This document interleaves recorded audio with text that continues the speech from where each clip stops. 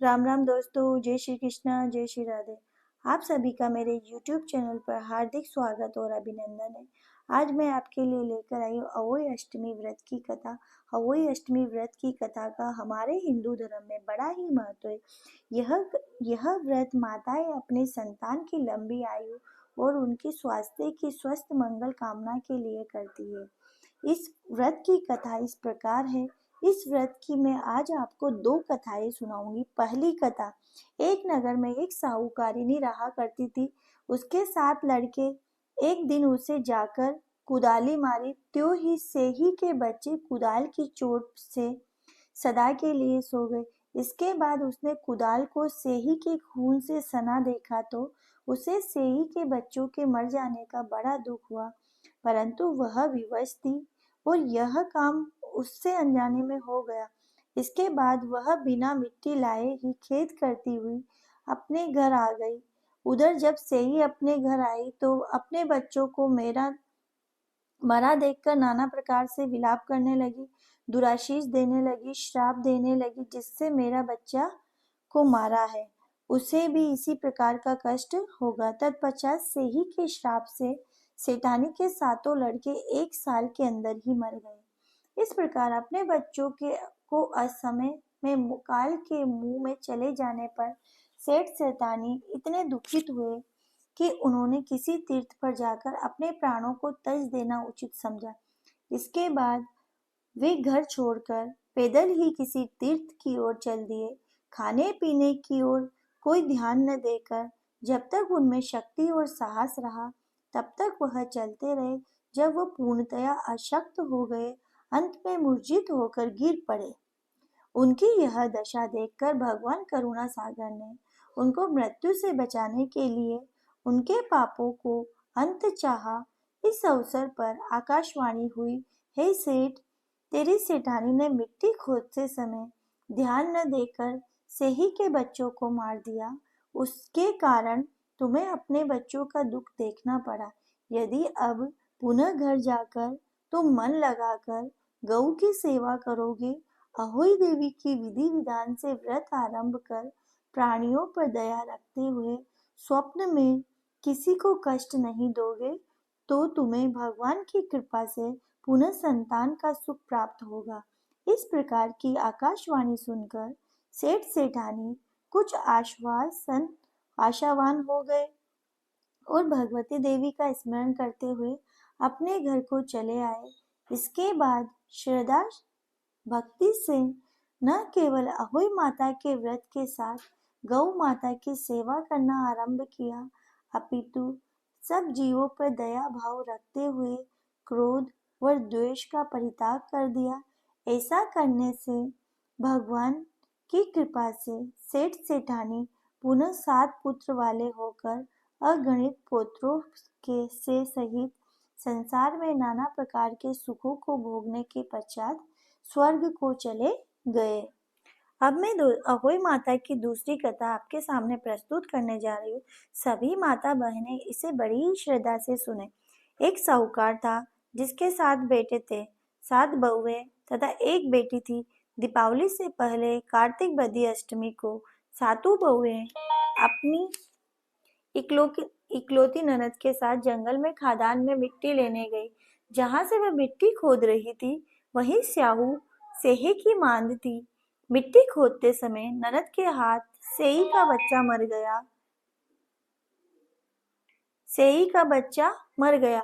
शाहू माता बोली कि अब मैं तेरी कोख बांधूंगी। तब ननद अपनी 7 भाभियों से बोली कि तुम में से मेरे बदले कोई अपनी कोख बंधा लो।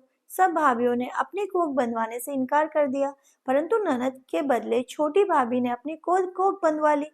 इसके बाद जब उसके जो लड़का होता वो 7 दिन बाद मर जाता। एक दिन पंडित को बुलाकर पूछा कि पंडित जी, क्या बात है, मेरी संतान 7वें दिन ही क्यों मर जाती है। जब पंडित जी ने कहा, तुम काली गाय की पूजा किया करो। काली गाय स्याहू माता की भाईली है, सहेली है। वो तेरी कोख छोड़े तब तेरा बच्चा जिएगा। इसके बाद से वह बहू प्रातः काल उठकर चुपचाप काली गाय के नीचे सफाई कर आती थी। गौ माता सोचती, आजकल मेरी सेवा कौन कर रहा है। सो आज मैं देखती हूँ। गौ माता खूब तड़के उठी तो क्या देखती है कि एक साहूकार के बेटे की बहू उसके नीचे सफाई आदि कर रही है। गौ माता उससे बोली कि किस चीज की इच्छा है जो तू मेरा इतना काम कर रही है और मेरी इतनी सेवा कर रही है। साहूकार की बहू बोली कि स्याऊ माता, तुम्हारी भाईली है, उन्होंने मेरी कोख बांध रखी है, सो मेरी कोख प्लीज खुलवा दीजिए। गौ माता ने कहा, अच्छा। तब गौ माता 7 समुद्र पार अपनी भाईली के पास उसको लेकर चली। रास्ते में कड़ी धूप थी, इसलिए दोनों एक पेड़ के नीचे बैठ गई। थोड़ी देर में एक सांप आया। उसी पेड़ पर गरुड़ पक्षी का बच्चा था, उसको मारने लगा। तब साहूकार की बहू ने सांप मारकर ढाल के नीचे दबा दिया और बच्चों को बचा लिया। थोड़ी देर में गरुड़ पक्षी आई तो वहां खून देखकर रोने लगी और वहां पर विलाप करने लगी। साहूकार की बहू को चोंच मारने लगी। तब बहू बोली कि मैंने तेरे बच्चों को मारा नहीं है, बल्कि सांप तेरे बच्चों को डसने आया था। मैंने तेरे बच्चों की रक्षा की है। यह सुनकर गरुड़ पक्षी बोले कि मांग, तू क्या मांगती है? वह बोली, 7 समुंदर पार स्याऊ माता रहती है, मुझे तू उसके पास पहुंचा दो। तब गरुड़ पक्षी ने दोनों को अपनी पीठ पर बिठाकर स्याऊ माता के पास पहुंचा दिया। स्याऊ माता उन्हें देखकर बोली कि आ बहिन, बहुत दिनों में आई। फिर कहने लगी कि मैं बहिन, मेरे सिर में जू पड़ गई है। तब साहूकार की बहू ने सिलाई से उसकी जुएं निकाल दी। इस पर स्याऊ माता प्रसन्न होकर बोली कि तूने मेरे सिर में बहुत सिलाई गेरी है, इसलिए तेरे 7 बेटे और 7 बहुएं हो। वह बोली, मेरा एक भी बेटा नहीं, 7 बेटे कहाँ होंगे? स्याऊ माता बोली, क्या बात है? तब वह बोली, मुझे वचन दे तो बताऊं। स्याऊ माता बोली, वचन दिया। तब साहूकार की बहू बोली, मेरी कोख तो तुम्हारे पास बंद पड़ी है। यह सुनकर स्याऊ माता बोली कि तूने मुझे ठग लिया है। मैं तेरी कोख खोलती तो नहीं, परंतु अब खोलनी पड़ेगी। जा तेरे घर, तुझे 7 बेटे और 7 बहुएं मिलेगी। तू जाकर उजमन करना, 7 अहुई बनाकर 7 कढ़ाई करना। वह लौटकर घर आई तो वहां देखा 7 बेटा 7 बहू बैठी थी। वह बहुत खुश हुई। उससे 7 अहोई बनाए उजमन के लिए, 7 कढ़ाई की। अष्टमी के दिन जेठानियां आपस में कहने लगी, जल्दी जल्दी दो पूजा कर लो। बच्चों से कहा, अपनी चाची के घर जाकर देख आओ कि वो अभी तक रोई क्यों नहीं। बच्चों ने जाकर कहा, वह कुछ मान रही है, खूब उजमन हो रहा है। यह सुनते ही जेठानियां दौड़ी दौड़ी घर आई। जाकर कहने लगी कि तूने कोक कैसे छुड़ाई? वह बोली, तुमने तो कोक नहीं बंधाई, मैंने कोक बंधा ली। अब स्याऊ माता ने कृपा करके मेरी कोख खोल दी है।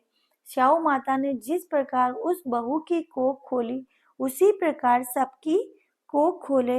अगर दोस्तों आपको मेरी यह कथाएं पसंद आ रही है तो आप मेरे चैनल को सब्सक्राइब करिए, वीडियो को लाइक और शेयर करिए। जय श्री राधे, जय श्री कृष्णा, जय बोलो अहोई अष्टमी की। अहोई अष्टमी का व्रत संतान की दीर्घायु के लिए किया जाता है। यह व्रत सभी माता बहनों को करना चाहिए। अगर आप इस व्रत को नहीं कर पा रहे हो तो अहोई माता के दर्शन करके, पूजन करके आप अपनी संतान की दीर्घायु के लिए इस व्रत को रख सकते हो और कहानी सुन सकते हो। जय श्री राधे।